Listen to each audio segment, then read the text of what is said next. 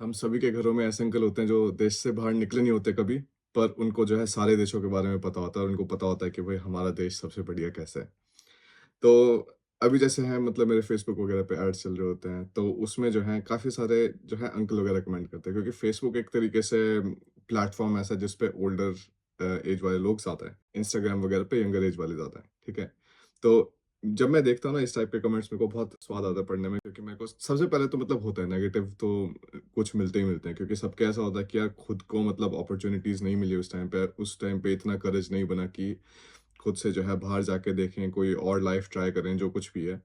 क्योंकि ये जो कमेंट्स होते हैं ना, जैसे अब ये अंकल कह रहा था कि भाई पहले तो मतलब कुछ फालतू का कमेंट था स्टार्टिंग में, फिर उसके बाद इसने बोला कि मतलब जो है Indian education system is the best in the world. मैं कहा भाई ठीक है, तूने और कहाँ-कहाँ पढ़ाई करी है? तू अगर जो है ऐसा कमेंट बोले, तू बोले कि भाई ठीक है मैंने जो है जर्मनी में पढ़ाई करी, मैंने जापान में पढ़ाई करी, मैंने जो है फ्रांस में पढ़ाई करी, डेनमार्क में पढ़ाई करी, जो कुछ भी है 2-3 तूने देशों में पढ़ाई करी। उसके बाद तू बोले कि भाई Indian education system is the best in the world, ठीक है भाई, बिल्कुल मान लिया, मान क्या लिया, एक तरीके से तुम्हारे ओपिनियन में कुछ मेरिट हुई, ठीक है। पर अगर तुमने कहीं पढ़ा ही नहीं, तुमने देश से बाहर कुछ देखा ही नहीं, हमेशा एक मेंढक की तरह उसी कुएं में बैठे रहे, तो तुम्हारे कमेंट को कौन कैसी वैल्यू देगा, ठीक है। तो मैं ये चीज़ किस लिए बता रहा हूँ क्योंकि अभी तुम्हारे 12वीं वगैरह के एग्ज़ाम स्टार्ट होने वाले हैं काफ़ी सारे बच्चों के, और उसमें जो है बहुत सारे बच्चों के साथ मतलब फिर से ये सिचुएशन आती है जिसके अंदर बहुत सारे बोल रहे होते हैं। आजकल मतलब पेरेंट्स ज़्यादा अवेयर है। पेरेंट्स को पता है कि भाई हमें जो है बाहर भेजना पड़ेगा लड़के को या फिर लड़की को, नहीं तो जो है यहाँ पे अपॉर्चुनिटीज़ की कमी है, फालतू की मारामारी है, फालतू की घिसाई है। क्योंकि इंडिया में है ही है, और मतलब कोई भी इस चीज़ को तो डिबेट कर ही नहीं सकता। मेरे कुछ कज़िन्स हैं जो अभी जो है मतलब दिल्ली वगैरह में काम कर रहे हैं, गुड़गाँव में काम कर रहे हैं, दोस्त हैं जो वहाँ पे काम कर रहे हैं, बैंगलोर वगैरह में काम कर रहे हैं। मैंने एक आदमी से नहीं सुना कि यार ठीक है, जो है शांति से जो है वीकेंड्स पे थोड़ा टाइम मिल जाता है खुद के लिए, और जो है मतलब ट्रैफ़िक वगैरह में कोई स्ट्रेस नहीं होता, और जो है ऑफ़िस में कोई स्ट्रेस नहीं होता। इस टाइप की चीज़ें मैं सुनता ही नहीं किसी से। हमेशा सारे के सारे मतलब दुखी तो होते ही हैं, क्यों भाई ट्रैफ़िक बढ़िया नहीं है, और जो है उसके बाद ऑफ़िस में जाओ तो ऑफ़िस में भी मतलब ये गॉसिपिंग वगैरह कल्चर पूरा है, ऑफ़िस पॉलिटिक्स पूरी है। अभी जो तुम्हारे 12वीं वगैरह के एग्ज़ाम्स वगैरह मतलब चल रहे होंगे और उसके बाद जो रिज़ल्ट्स वगैरह आएगा, उसमें एक चीज़ का ध्यान रखना कि ये जो सारे के सारे अंकल हैं ना, इनकी बातों की कोई वैल्यू है नहीं, क्योंकि इन्होंने देश से बाहर कुछ सिस्टम देखा ही नहीं। और बहुत बार ऐसा होता है कि हमारे पेरेंट्स, उनके दोस्त वगैरह जो कोई बढ़िया दोस्त होंगे, उनमें से किसी ने बोल दिया था क्या करेगा बाहर जाके, यहीं पे कर लियो, माँ-बाप के साथ रहियो और जो है माँ-बाप की सेवा करियो, वो सब कुछ करके। तो यार वो तो ठीक है, वो तो काम लो, जो जो सारे के सारे काम थे वो तुम लोगों ने कर लिए। अगर तुम लोगों ने वो काम कर लिए तो हम अपने आप के लिए कोई और जो है डिफरेंट काइंड ऑफ विजन्स, कोई डिफरेंट काइंड ऑफ गोल्स क्यों नहीं ढूँढ सकते? हम तो ढूँढ सकते हैं। मेरी लाइफ़ का जो 9वीं से लेके 12वीं का जो सिस्टम था ना, वो सबसे माड़ा था। मैं उस टाइम पे यूनिवर्सिटी में रह रहा था, और जो है यूनिवर्सिटी में बाकी सारे मतलब एक तरीके से पापा वगैरह के दोस्त होंगे, और जो है मतलब उनसे बात होती है, और सारे के सारे बोले भाई 9वीं में तो है कोचिंग होनी चाहिए। तो ठीक है भाई, कोचिंग का स्टार्ट किया तो 9वीं में पढ़ाया 10वीं का सिस्टम, 10वीं में पढ़ाया 11वीं का सिस्टम, 11वीं में 12वीं का, और 12वीं में जो है पता नहीं भाई क्या कुछ मतलब इंजीनियरिंग की भी चीज़ें खोल रहे थे उस टाइम पे। पर उस चीज़ का फ़ायदा हुआ, मतलब मेरे को तो कोई फ़ायदा नहीं हुआ क्योंकि जो आईआईटी वगैरह का जो सारा रोना चल रहा था उस टाइम पे वो तो निकला नहीं। ठीक है, मेरी रैंक आई थी 43,434, बहुत बार बता चुका हूँ, और मेरे को ये रैंक इसलिए याद है क्योंकि इतनी बढ़िया रैंक थी, मतलब 2 ही डिजिट्स हैं जो रिपीट होते जा रही हैं, तो सही था। तो इस सब में मतलब 12वीं के एग्ज़ाम्स होने के बाद, उस टाइम पे 12वीं के एग्ज़ाम्स का इतना कोई बड़ा सिस्टम नहीं होता था, हमारी कोई वेटेज वगैरह होती नहीं थी कि फाइनल मेरिट क्या क्या बनेगी 12वीं के स्कोर्स के हिसाब से। तो सारा का सारा करने के बाद मैंने तो अपनी बीटेक करी इंडिया में, और बीटेक करने के बाद जो है चीज़ें समझ आई कि यार मतलब पहला साल तो बहुत बुरा था, क्योंकि पहला साल मैं सच्ची बताऊँ मेरे को ये समझ नहीं आ रहा था कि यार ऐसा मतलब ऐसे बैचलर्स कैसे चल सकती है, कि भाई ना तुम्हारे पास कोई प्रॉपर मतलब टू डू टास्क्स, ना तुम्हारे पास कोई प्रॉपर लिस्ट। हमें जो है असाइनमेंट्स बनाने बनाने को देते थे यूनिवर्सिटी में, ठीक है? बैचलर्स की बात है, पहले साल की। जो है फिज़िक्स की होगी, क्योंकि फिज़िक्स का सब्जेक्ट सब सारी फ़ील्ड्स में कॉमन होता है, मैथ्स का सब्जेक्ट सारी फ़ील्ड्स में कॉमन होता है, तो इनकी जो है जब असाइनमेंट्स वगैरह बनाने को देते थे, तो असाइनमेंट्स में होता क्या था? असाइनमेंट्स में ये होता था कि कहीं से कोई जो है किताब वगैरह खोल के उसको चेप दो सारा का सारा। जो कुछ भी मतलब मेन पॉइंट दिख रहे हैं सारे भर दो, असाइनमेंट बढ़िया, नंबर खत्म। और वैसे भी गवर्नमेंट कॉलेजेस में क्या सिस्टम है, ये मतलब कुछ अनस्पोकन ही रूल है। चाहे तुम जितना मर्ज़ी बढ़िया काम कर लो, तुम्हें पूरे मार्क्स मिलेंगे ही नहीं। तो और प्राइवेट में थोड़ा ये बढ़िया है, प्राइवेट में जो है उनको चाहिए कि भई नहीं, हमारे अगर जो है कोई आ रहा है यूनिवर्सिटी वगैरह में, तो अगर उनको कम ग्रेड्स देंगे तो वो हमारे पास हमारी क्लाइंटेल कम हो जाएगी। पर अपना भाई पब्लिक यूनिवर्सिटीज़ में कुछ अलग ही सिस्टम है, मतलब वहाँ पे तो जो है तुम जितना मर्ज़ी बढ़िया काम कर लो, तुम्हारे हमारी यूनिवर्सिटी में कुछ ब्रांचेज़ में ऐसा था कि तुम जो मर्ज़ी कर लो, तुम्हारे 8, साढ़े 8 से ऊपर सीजीपीए जाएगा ही नहीं, जो मर्ज़ी कर लो, ठीक है? तो अगर अब मतलब बढ़िया एजुकेशन सिस्टम की बात करूँ तो यार मतलब एक तरीके से अगर कोई आदमी बढ़िया काम कर रहा है, मैं वो आदमी नहीं था जो इतना मतलब काम लगा के मन लगा के जो है बैचलर्स में काम कर रहा था, पर मेरे दोस्त थे जो बहुत मेहनत कर रहे थे। भाई मतलब अगर कोई बहुत बहुत मेहनत कर रहा है, वो बढ़िया तरीके से काम कर रहा है, तो उसको कुछ एक तरीके से रेलेवेंट रिवॉर्ड तो देना ही पड़ेगा ना, या फिर रेलेवेंट स्कोर्स देने पड़ेंगे। ऐसा थोड़ी ना कि यार अपने पास रूल है जो है अपना 8 से ऊपर जो है कभी हम बच्चे को देते नहीं है, तो मतलब किसने बनाया है रूल और क्यों? अगर तुम्हारी उस आंसर से 10 की एक्सपेक्टेशन है तो मतलब 10 दे दो ना, मतलब अगर उसने बढ़िया सा एक तरीके से आंसर लिखा हुआ है उसमें, पर ऐसा होता ही नहीं है। तो सबसे पहले तो ये चीज़ है कि मतलब एजुकेशन सिस्टम सबसे बढ़िया है ये सब कुछ करके। यार अगर ठीक है, मान लिया, पर अगर तुम ग्रेडिंग वगैरह ही मतलब बच्चों के ढंग ढंग से नहीं कर रहे और उसके बाद जो है उनको बाहर जाके दिक्कतें आ रही हैं, क्योंकि बहुत बच्चों को दिक्कतें आती हैं उसके बाद। क्यों? बाहर की यूनिवर्सिटी तो समझती नहीं कि भाई यहाँ पे तो इस यूनिवर्सिटी में 8 ही जाता है मैक्सिमम। किसी से पूछ लेना, अभी जो जो कुछ भी है ना, तुम कमेंट्स मेरे को लिख के बताना, क्योंकि मेरे को पता है बहुत सारी यूनिवर्सिटीज़ में ऐसा ही सिस्टम है कि 8 से ऊपर हम देते नहीं, 7 से ऊपर हम देते नहीं, 9 से ऊपर हम देते नहीं, यही सारे सिस्टम है सब में। मैं तो जर्मनी में ऐसा कभी सुना नहीं। मैंने देखे हैं लोग जिनको 1.0 भी मिल रहे होते हैं, क्योंकि उन्होंने जो है आंसर्स वगैरह बढ़िया लिखे हुए हैं। और जो है मैंने लोग देखे हैं जिनको मतलब 4.0 मिल रहे होते हैं, 1.0 होता है सबसे बढ़िया स्कोर। मतलब पूरी तुमने तुमने जो है मास्टर्स 1.0 के साथ निकाली है, बैचलर्स 1.0 के साथ निकाली है। तो ये एक तरीके से मेरे को बहुत फेयर लगता है सिस्टम। इंडियन एजुकेशन सिस्टम में मैं ये चीज़ बोलता हूँ कि अगर तुम बिल्कुल स्टार्टिंग से 12वीं भी करते हो और मतलब स्कूल के हिसाब से चलते हो और थोड़ी बहुत कोचिंग वगैरह वाली साइड में, तो तुम्हारी मैथ्स सही में बाकी देशों से सुपीरियर होती है। तुम्हारी मैथ्स सुपीरियर होगी, तुम्हारी फिजिक्स सुपीरियर होगी और तुम्हारी केमिस्ट्री भी सुपीरियर होगी। एटलीस्ट मतलब थ्योरेटिकल, क्योंकि वही हमें जो है चीज़ें करनी आती हैं। तुम्हारी कैलकुलेशंस वगैरह बढ़िया होंगी अगर तुमने मेहनत कर रखी होगी स्कूल में।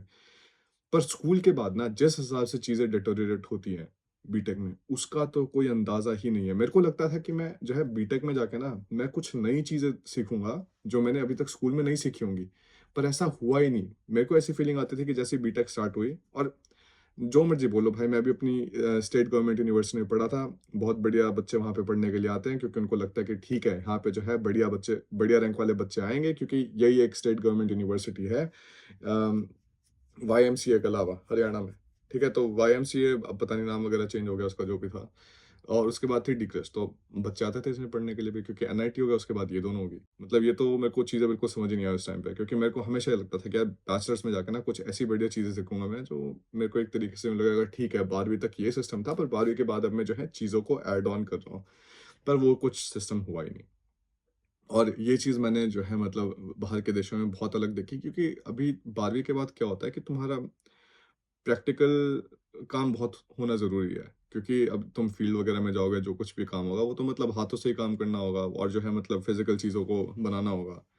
तो ये सारी चीज़ें मेरे को बाहर के देशों में काफ़ी बढ़िया लगी। मतलब मेरी मास्टर्स में भी जब मैं अपना सिविल इंजीनियरिंग का कर रहा था, तो मतलब कोई एक्सकर्शंस हो रही हैं, कोई जो है डिज़ाइनर आ रहा है मेरी यूनिवर्सिटी में बात करने के लिए कि भाई उन्होंने जो हैम्बर्ग का पोर्ट है, तो उसके अंदर जो पियर्स वगैरह डलते हैं, जिसके ऊपर सारे का सारे मतलब प्लेटफ़ॉर्म्स वगैरह खड़े हैं, तो वो कैसे डलते हैं, उसमें क्या कुछ चैलेंजेस आते हैं, वो सारी की सारी चीज़ें। ये सोच के देखो, ये तो मतलब हमें ऑप्शंस थे ही नहीं कभी इंडिया में।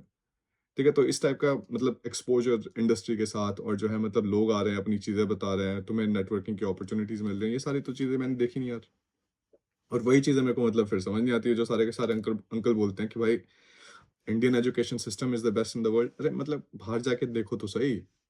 अगर तुम बाहर जाके थोड़ा देखोगे, 2-3 कंट्रीज़ में देख के मतलब सारा अपना कंपेयर करोगे, तब तो मैं मान लूँगा। तब तो मैं थोड़ा समझ भी लूँगा। पर यार ऐसे जो अंकल हैं ना तुम्हारे, और तुम्हारे बहुत सारे अंकल आस-पास होंगे ऐसे, जो देश से कभी बाहर नहीं निकले, पर सबको अपना ज्ञान पेलते हैं कि भाई हमारे देश से कोई बढ़िया नहीं है, बाहर जाके फ़ायदा क्या है?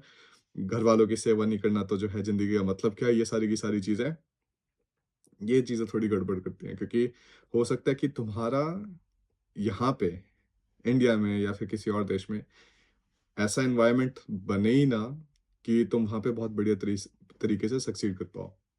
तो फिर जो है देश चेंज करना ज़रूरी है। और मेरे को क्या पता कि तुम्हारे लिए जर्मनी बेस्ट देश रहेगा, नहीं रहेगा।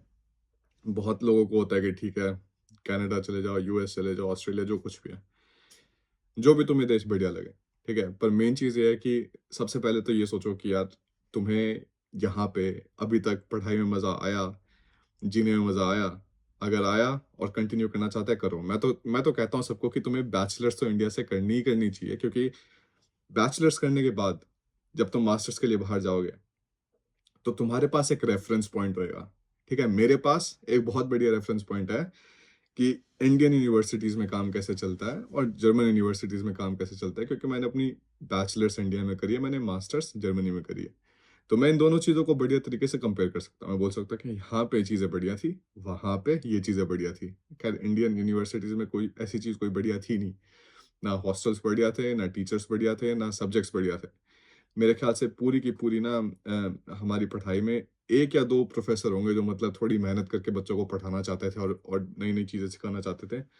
पर बाकी एक तरीके से तुम्हारे 12 से 15, 18 जो भी मतलब लेक्चर्स वगैरह आते हैं, गेस्ट लेक्चर्स आते हैं, सारे के सारे मिला के इनमें से कोई नहीं था, किसी का मन नहीं था। इनका था ठीक है अपना काम करा जो है निकलो बाहर। तो वो मैंने चीज़ें बाहर देखी नहीं है, बिल्कुल भी। वहाँ पे तो अगर मतलब प्रोफ़ेसर ने किसी ने पढ़ाना है तो भाई तो बिल्कुल जी लगा के पढ़ाना है, क्योंकि अगर नहीं पढ़ाया तो दिक्कत हो जाएगी उसमें।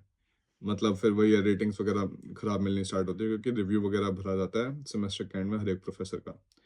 और फिर ज़्यादा कंप्लेंट्स आनी स्टार्ट होगी तो मतलब फिर वही है, डिस्कशंस वगैरह होते हैं उसपे। इसका थोड़ा सोचो, मतलब बस क्योंकि अभी तुम्हारे 12वीं वगैरह के सारे एग्ज़ाम्स वगैरह जब स्टार्ट होंगे ना, तो जो कुछ भी ऐसी चीज़ें बोले, सबसे पहले ये देखना कि उनका खुद का एक्सपीरियंस कितना है, उनका एक्सपीरियंस तुम्हें कितना वैलिड लगता है, उनके पास कोई और रेफ़रेंस पॉइंट्स हैं जिनके साथ वो कंपेयर कर सकते हैं और बोल सकते हैं ठीक है ये चीज़ें बढ़िया थी, ये चीज़ें बढ़िया नहीं थी।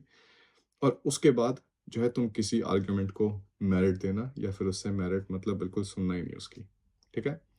तो बस थोड़ा-सा ये मेरे को बताना था, बाकी मेहनत करते रहो। हम अभी जापान में 2 हफ्ते के लिए, और यहाँ पे मतलब जितना मेरे को दिखता है ना कि कितना भयंकर लैंग्वेज बैरियर है। मतलब मैं सोच सकता हूँ कि कुछ स्टूडेंट्स इंडिया से जर्मनी जाने की सोचते हैं और उसके बाद जो है पहले हफ्ते में उनको समझ आता है कि यार यहाँ पे तो लैंग्वेज बैरियर बहुत बड़ा है।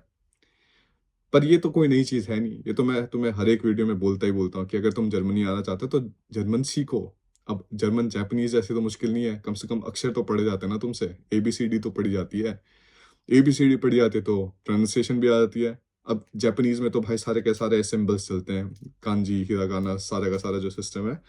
तो मैंने पढ़ने की कोशिश करी थी अपनी यूनिवर्सिटी के टाइम पे, पहले सेमेस्टर में, पर मेरा फिर जो है ऐसा कुछ मोटिवेशन नहीं बनी, मेरा एक पर्पज़ नहीं दिखा। मैं कहा यार जापानीज़ क्यों सीखूँ? मैं पढ़ तो जर्मनी में रहा हूँ और जो है मेरे को जर्मन आती है, कोई दिक्कत नहीं है। तो अगर तुम जर्मनी आने का सोच रहे हो तो कम से कम जर्मन वगैरह का तो पढ़ने का ढंग से करो, क्योंकि अगर तुम जर्मन नहीं सीखोगे तो दिक्कत होगी, और जर्मन मुश्किल भाषा नहीं है सीखने के लिए। मैंने बोला तुम लोगों की अगर तुम्हें जो बेसिक जर्मन होती है ना, 2 हफ्ते में, 3 हफ्ते में आराम से निकल जाएगी। बेसिक जर्मन मतलब क्या? इंट्रोडक्शंस हो गए, सिंपल स्टेटमेंट्स कि मतलब तुम्हें कुछ ऑर्डर करना है, कुछ खाना है। हमारे ऑनलाइन कोर्स है फास्टर जर्मन A1, जिसके अंदर हमने ये सारी की सारी चीज़ें बढ़िया तरीके से कवर कर रखी हैं, और इसके अंदर जो है ग्योथे A1 का जो एग्ज़ाम का प्रिपरेशन होता है सारा का सारा, वो भी ऑलरेडी इंक्लूडेड है। वैसे ही है A2 और B1 का।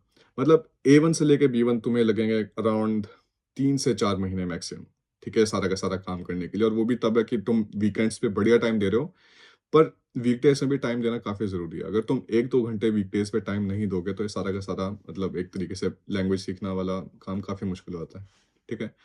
तो इसका भी थोड़ा देखो, और अगर तुम्हें ऑलरेडी पता है कि तुम्हें जर्मनी आना है, तो भाषा सीखने में कोई दिक्कत नहीं है। ये तो बल्कि बढ़िया चीज़ है, क्योंकि चाहे तुम जर्मनी जाओ, ना जाओ, एक कम से कम बढ़िया स्किल है तुम्हारे पास, जो तुम्हारी सॉफ्ट स्किल्स हमेशा इम्प्रूव करती हैं, और तुम किसी भी देश में जाओ, उसके बाद किसी भी कंपनी में काम करो, इसके बेसिस पे तुम एक्स्ट्रा वैल्यू ऐड कर ही रहे हो कंपनी को, ठीक है? तो इसके बाद बस ये था, और मैं तुमसे अगली वीडियो में मिलता हूँ।